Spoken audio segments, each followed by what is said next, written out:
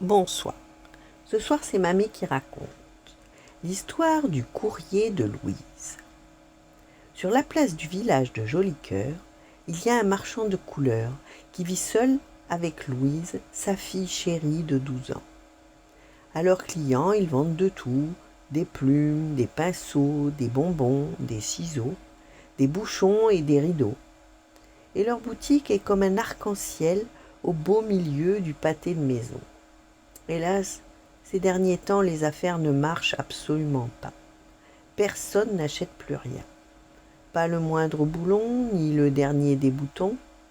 Un jour, désespéré, le marchand de couleurs décide de partir pour tenter fortune de l'autre côté de la terre.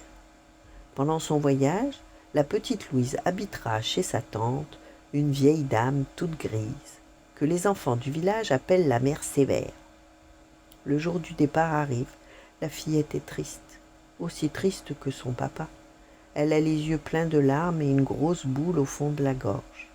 Alors son père la prend contre lui et lui fait cette promesse solennelle. « Ne pleure pas, mon enfant. Je ne t'oublierai jamais. Je t'écrirai une lettre de chaque pays. Tu ne resteras pas un seul jour sans nouvelles de moi. » Et il part sans se retourner. Les jours, les mois se passent.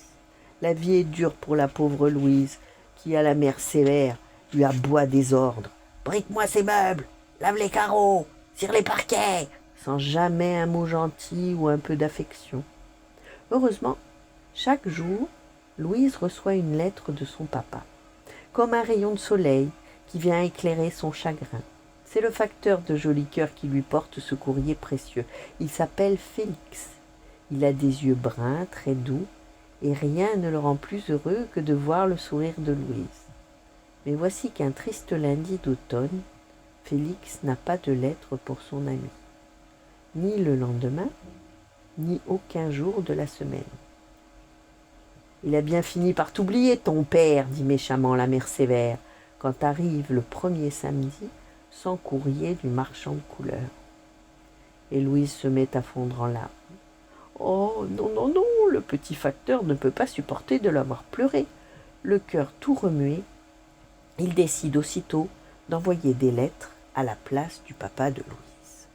Il prend son plus beau stylo, imite du mieux qu'il peut l'écriture qu'il connaît bien, travaille aussi toutes les nuits qui suivent pour adresser à celle qu'il aime du courrier venu du monde entier. D'Australie, de Patagonie, Chili, Indonésie, Laponie, Japon, Ouganda ou Botswana.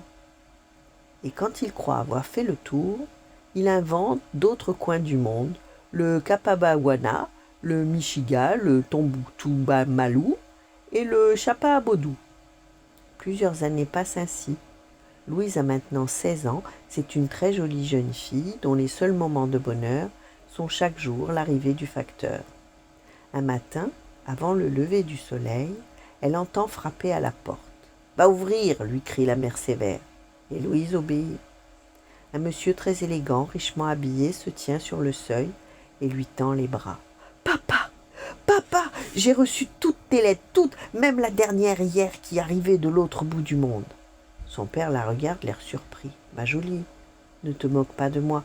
Je ne t'ai pas écrit depuis bien longtemps, je sais, mais ce n'est pas de ma faute. Tu peux me croire, j'ai fait naufrage et puis il m'est arrivé des tas d'aventures. Je te raconterai.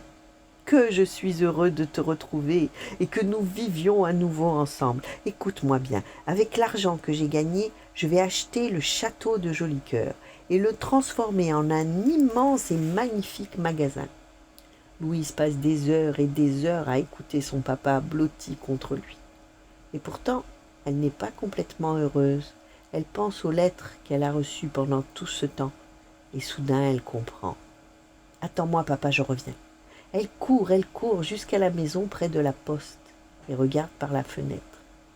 Et Félix est là, assis à sa table, la tête penchée. Il s'est endormi en lui écrivant. Il serre encore son stylo entre ses doigts. Et le cœur de Louise se met à battre très très fort, et rien que pour lui. Une semaine plus tard, dans son château de toutes les couleurs, le papa célèbre en grande cérémonie le mariage de sa fille et du facteur. Au village de Jolicoeur, On dit que ces deux amoureux-là ne se quitteront jamais, que tant qu'ils vivront, Félix écrira à Louise et Louise à Félix de très belles lettres d'amour. Voilà, bonne nuit, faites de beaux rêves et à demain.